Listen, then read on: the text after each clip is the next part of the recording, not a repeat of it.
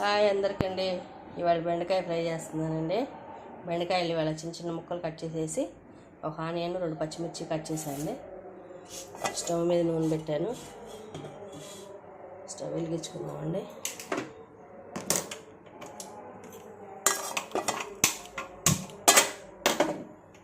Stove వెలిగించామండి.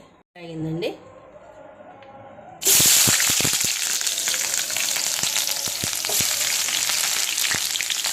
Onion వేసేస్తున్నాము. కొంచెం కారం మిమ్మల్ని కూడా వేద్దాం.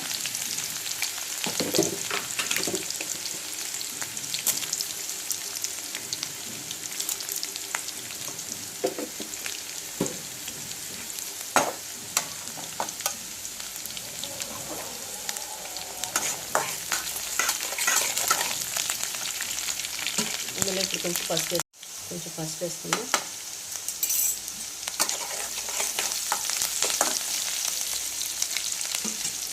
ఇందులో బెండకాయ ముక్కలు వేసేసుకున్నామండి.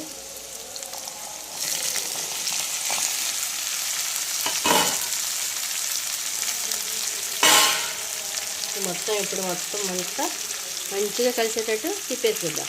ఇందులో సాల్ట్ కూడా వేసేద్దామండి.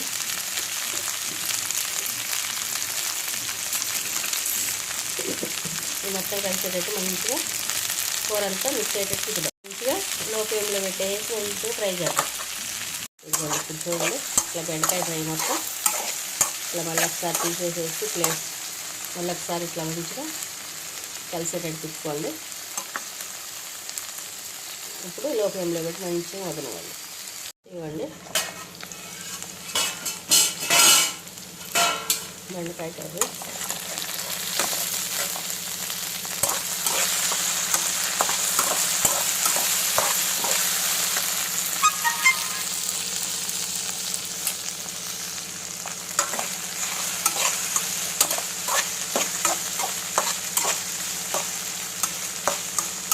బెండకాయ కర్రీ అయినా దొండకాయ కర్రీ అయినా మంచిగా లో ఫ్లేమ్లో పెట్టుకొని మంచిగా మగ్గనివ్వాలండి. అవి తొందరగా వేగవు కాబట్టి ఇంకా కొంచెం వేగాలి.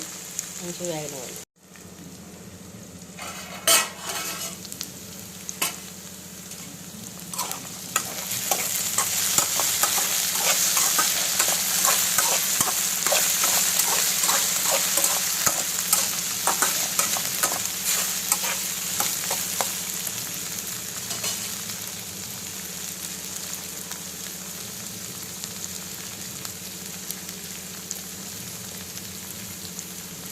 బెండకాయ ముక్క మంచిగా మగ్గిందండి.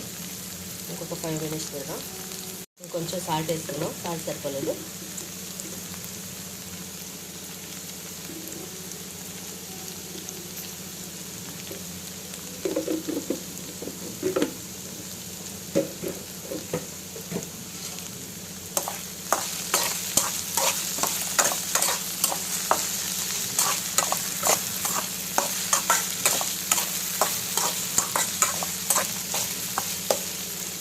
కారం వేద్దామండి.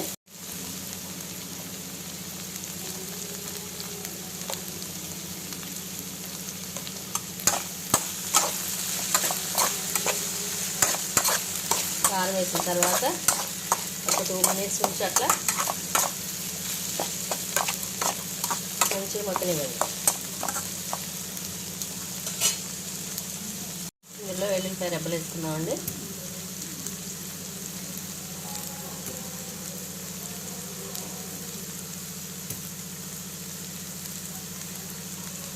వెల్లుల్లిపాయలు కూరలో ఎక్కువ వేసుకుని తింటే మంచిదేనండి హెల్త్కి.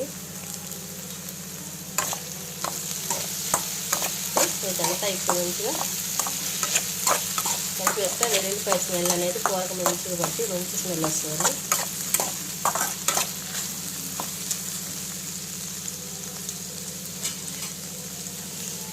మంచి స్మెల్ వస్తుందండి.